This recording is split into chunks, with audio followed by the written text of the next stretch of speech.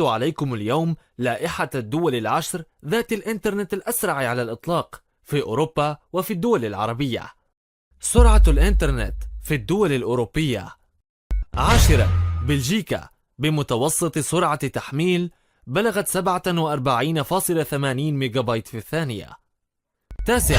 المجر بمتوسط سرعة تحميل بلغت 48.16 ميجا بايت في الثانية. 8.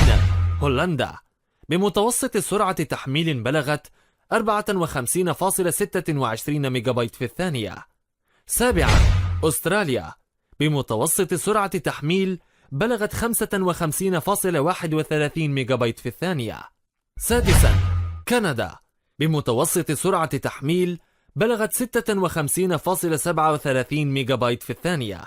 5. سنغافورة بمتوسط سرعة تحميل بلغت 57.28 ميجا بايت في الثانية. 4. أيسلندا بمتوسط سرعة تحميل بلغت 67.05 ميجا بايت في الثانية. 3.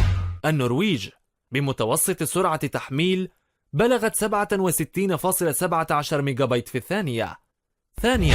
ألمانيا بمتوسط سرعة تحميل بلغت 70.97 ميجا بايت في الثانية. وفي المرتبة الأولى احتلت سويسرا أعلى سرعة إنترنت في أوروبا بسرعة تصل إلى 120 ميجا بايت في الثانية.